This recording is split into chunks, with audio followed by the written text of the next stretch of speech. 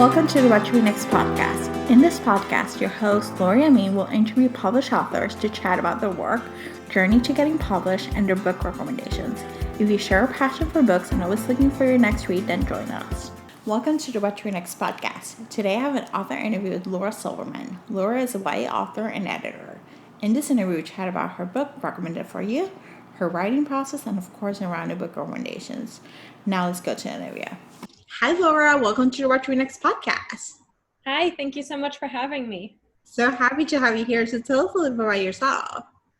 So I am a young adult author. My book recommended for you is I had to count them. It's my third novel that is coming out in September. I write young adult contemporary novels. I love it. And I really love your book. So I can't wait to chat about it.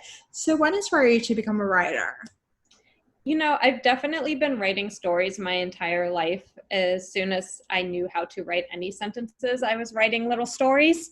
And I was lucky enough that in high school, we had creative writing classes. So I took those in high school. I continued to take creative writing extracurriculars when I was in college. And I always knew I wanted to write a novel, but I thought it would probably be something I would do one day way later in life. But at the end of undergrad, I just decided to apply for a creative writing graduate school, and I got in and I went and I was like, well, I'm here now. I better work really hard and write a book.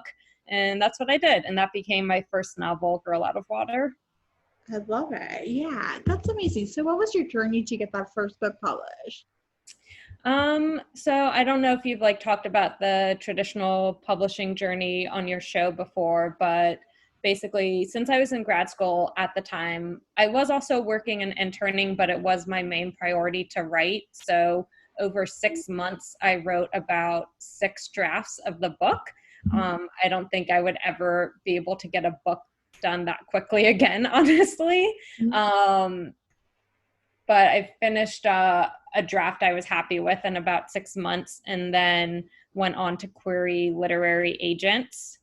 And I was interning at a literary agency at the time, and I went to my boss there and I was like, should I send my novel to you guys? Should I not send it to you guys? I don't know which is more awkward. And she was like, send it along to me. I'll send it to the agent who I think is the best fit. And long story short, apparently one day, my agent now, he was reading through his slush pile. He just picked up a book at random, got halfway through and was like, this is pretty good. Let me go back and see who wrote it.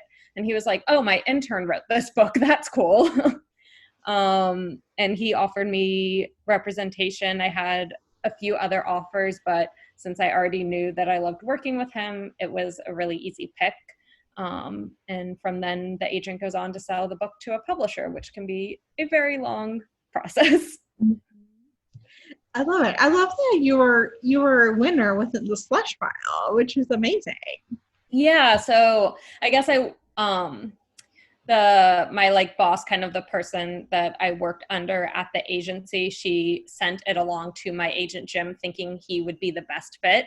But yeah, apparently when he picked it up and started reading it, he did not realize whose book it was. I love this. So let's talk about your writing process. Do you follow an outline or do you see where the story leads you? I'm definitely a pantser, see where the story leads me type of person. I've tried to outline before. It would make my life a lot easier, and it never works. My characters always start doing something different, no matter what I tell them. So outlining doesn't work for me, unfortunately. I do a lot of character brainstorming work. So usually before I get more than even 20 pages into a book, I'll really sit down with my character and try to figure out who they are, what they want in life, what their main problem is. And even though that's not a plot, it really guides where the story goes. And so how do you organize yourself as a writer? How do you keep track of your ideas, inspirations, and characters?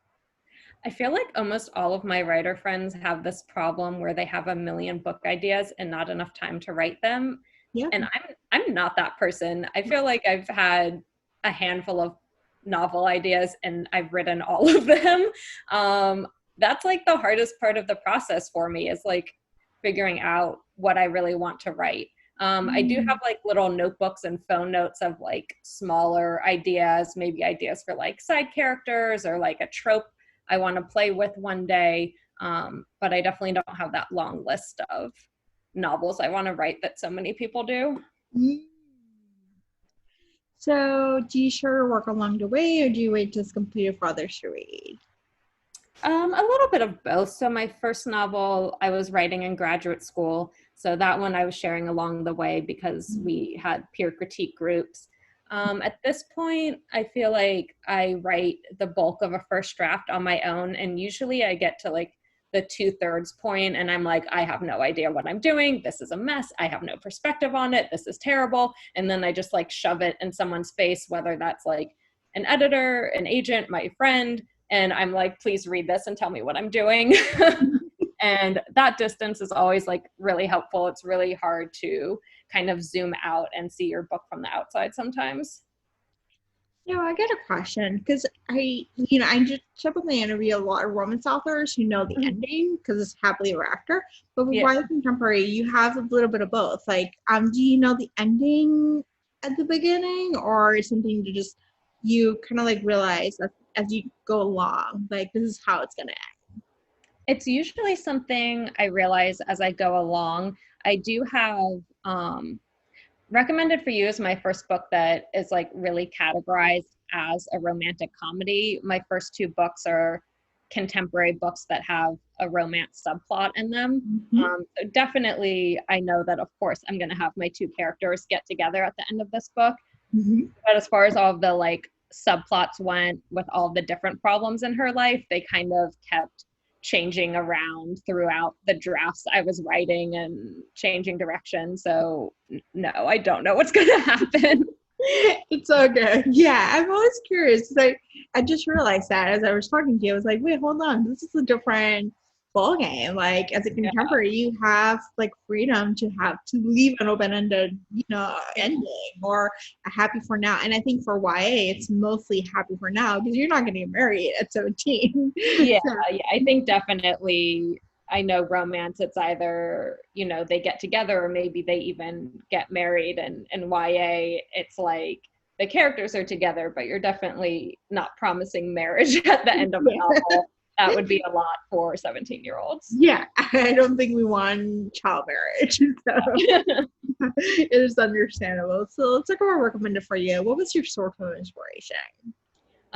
So this book, actually talking about my agent again, one day my agent tweeted something about the lack of YA books with teens who are working part-time jobs. And there definitely are some books like that. It's not like there aren't any, but I always had a part-time job as a teenager, and so did like many of my friends. And I realized he was kind of right that I don't see that in a ton of the YA books I read.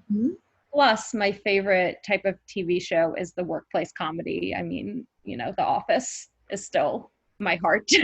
And I was just like, oh my God, it would be so much fun to write a book where all of my characters are working at the same place. So I decided to set it in a mall so everyone could be there. And then my character specifically works at an independent bookstore inside of the mall because of course she does.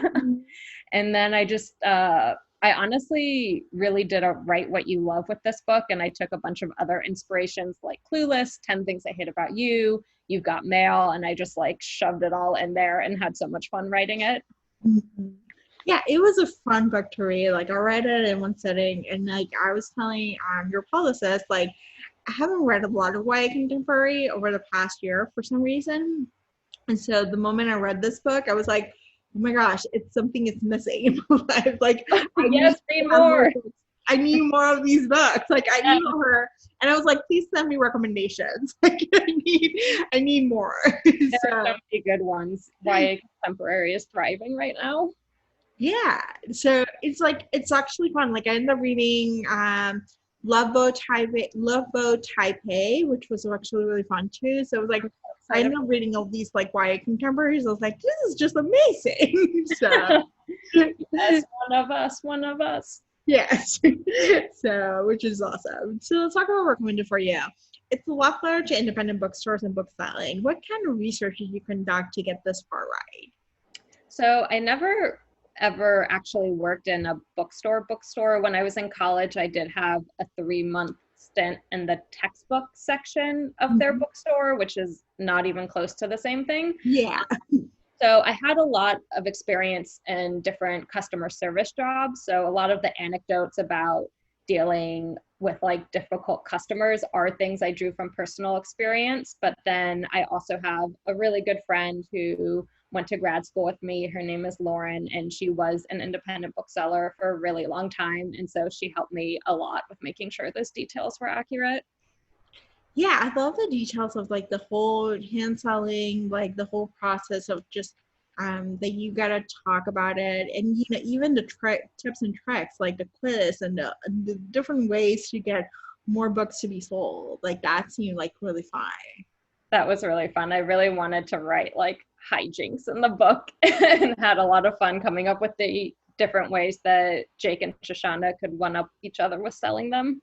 Yeah, it was a lot of fun. I feel like the whole competition just it created a new sense of like urgency of like we gotta sell, and it was just like and they each topped each other off, like you know events or quizzes or just basically telling them like if you like this book then I'm gonna share you another book, like which is if I go to the bookstore that's what I want to get. I want to get that experience of like I like this book, I want to talk to someone and be like, okay, what's the recommendation, what can I read next. Definitely. And that's why bookstores are so great and people should shop at them when it is safe again. Yes.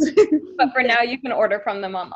You can order them from online. So yeah. And they have surprise boxes. They got events. They got stuff going on. So I think we got to support independent bookstores for sure. Absolutely. So this book takes place during the holiday season, and we have 2 Jewish main characters. I love that we got to experience Hanukkah and Christmas with them. Why set the book during this season?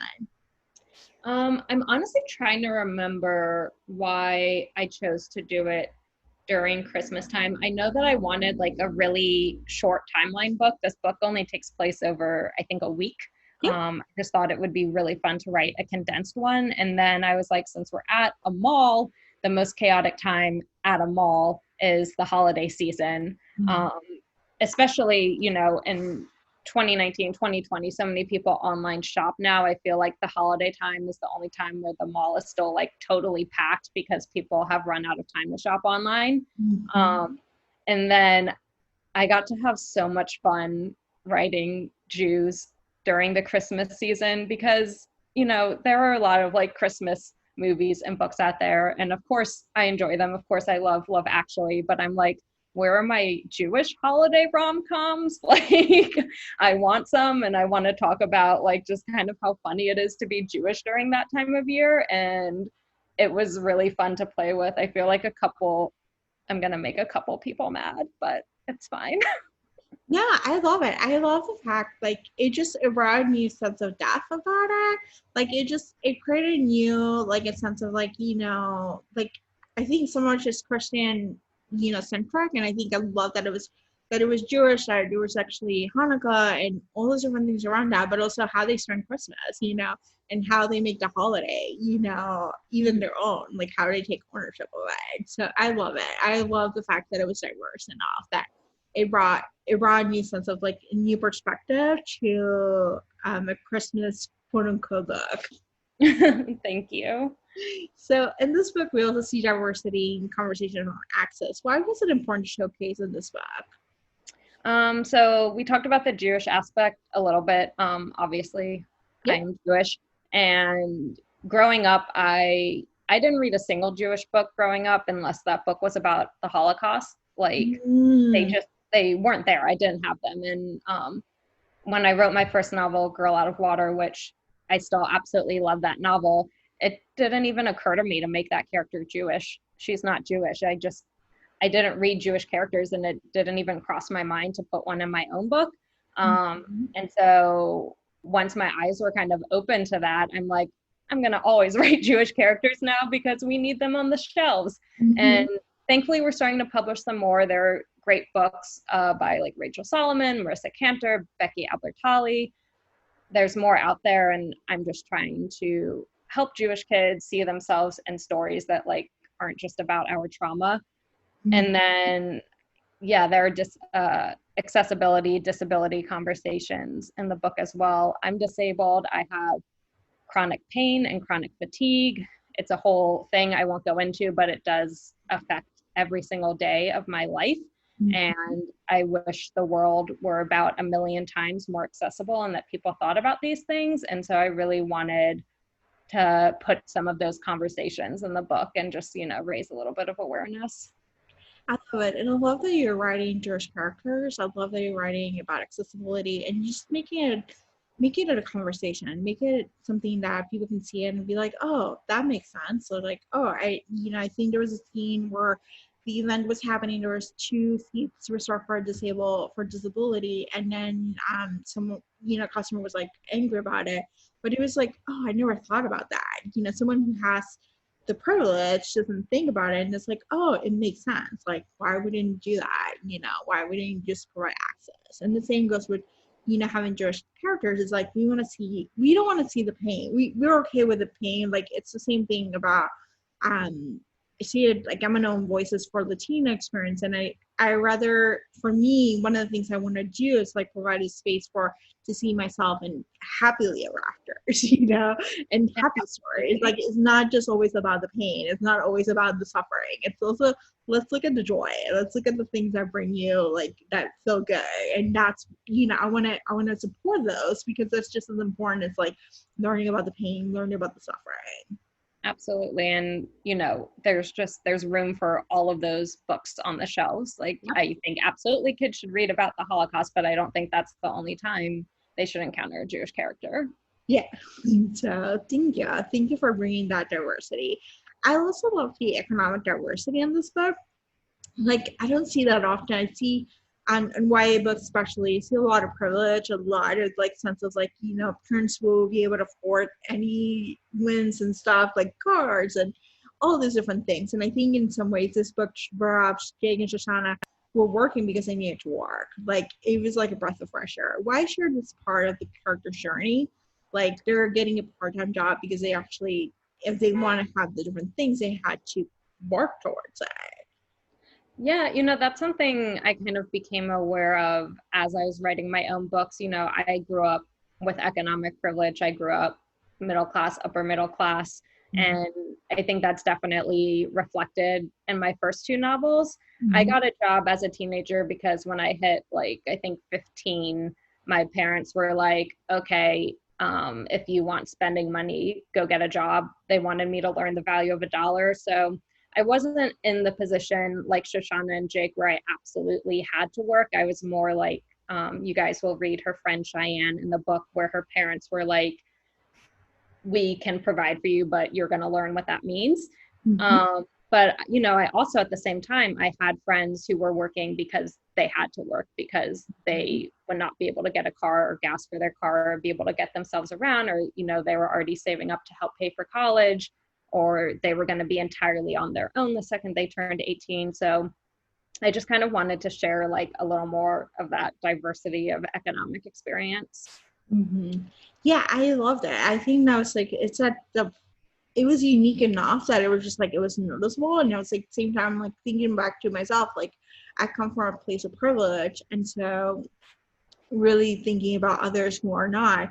I love the conversation about Jake about books. Like, we assume that books are unlimited and they're free. And so thinking about like, it's not always that way. There's, they're expensive, or getting to the library takes time or takes cost to get there. So yeah. It wasn't always like this privilege of like free books or free stuff. Like, it's part of it.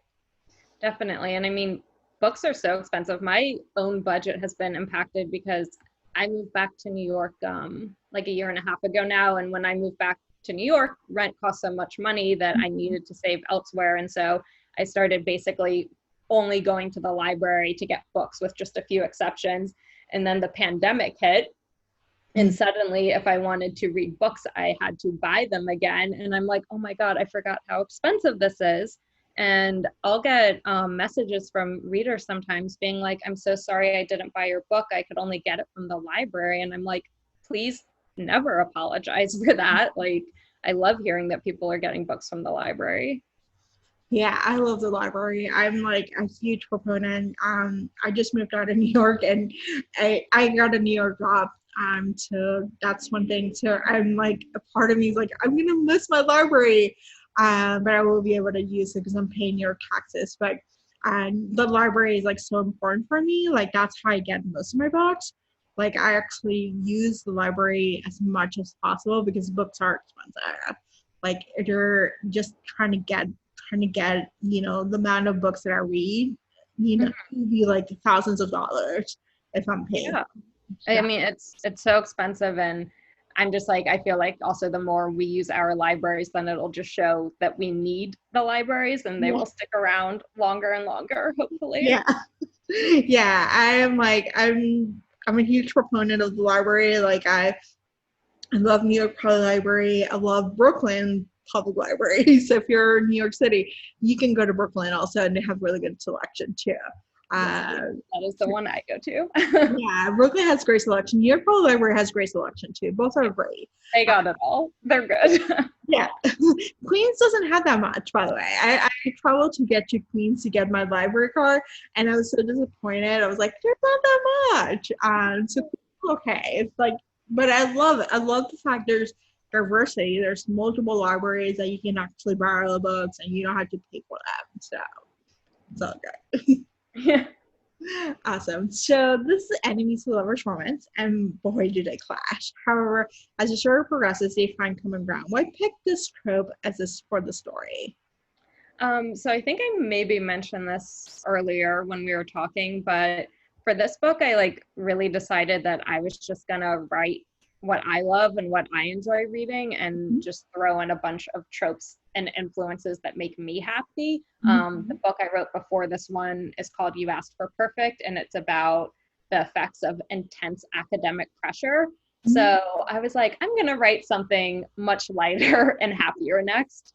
And I mean, enemies to lovers is the best romance trope. It is. It's by far my favorite.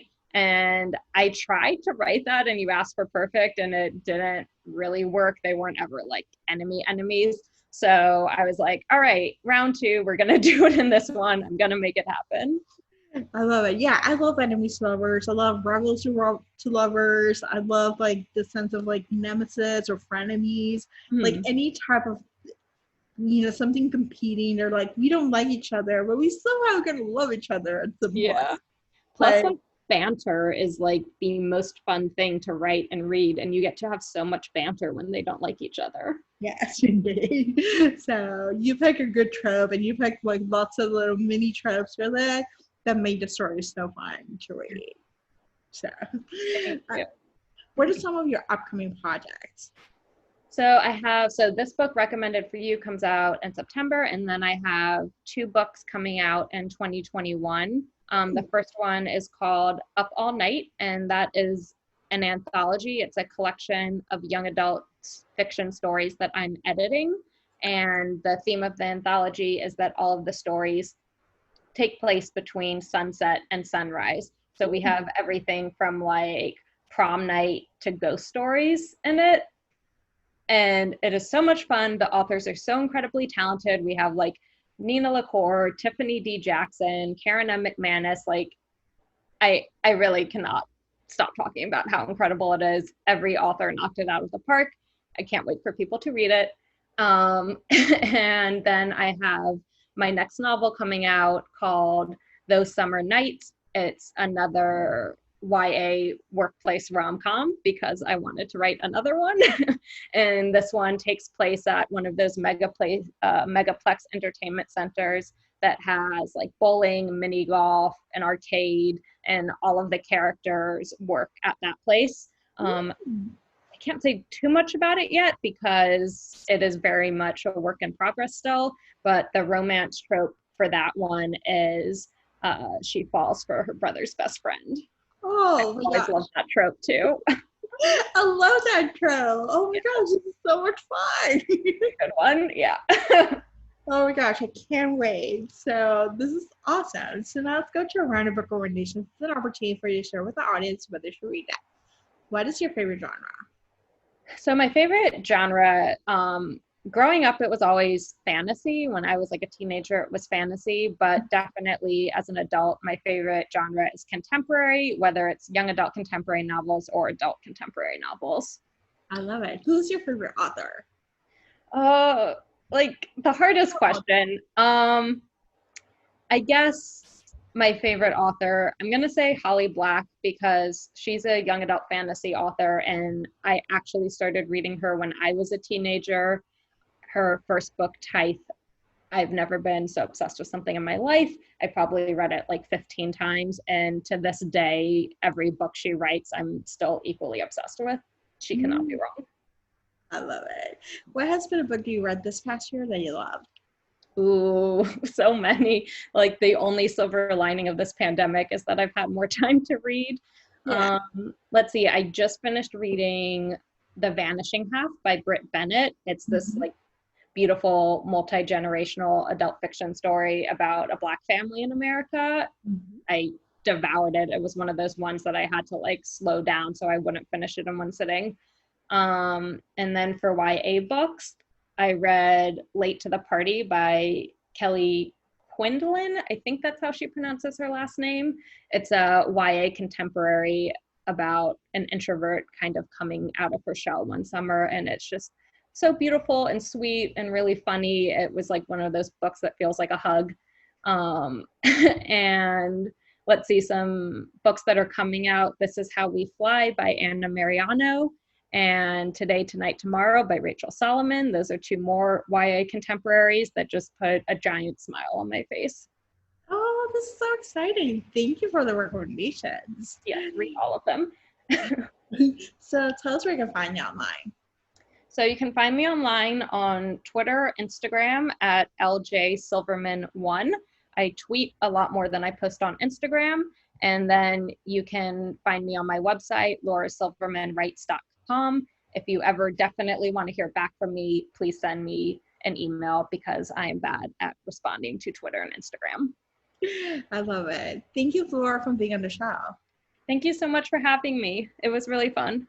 Awesome. If you enjoyed this podcast, feel free to share with friends, subscribe, or rate and review the show. This is the easiest way to support this podcast. Want to join a romance loving community? Want weekly book recommendations, monthly author Q&As, and book recommendation meetups? Make new friends? Then join our Patreon community. To sign up, please follow the links in the show notes. What to Read Next podcast is part of the Frolic Podcast Network. Find more podcasts to love on frolic.media/podcast. Thank you so much for listening and have a great day.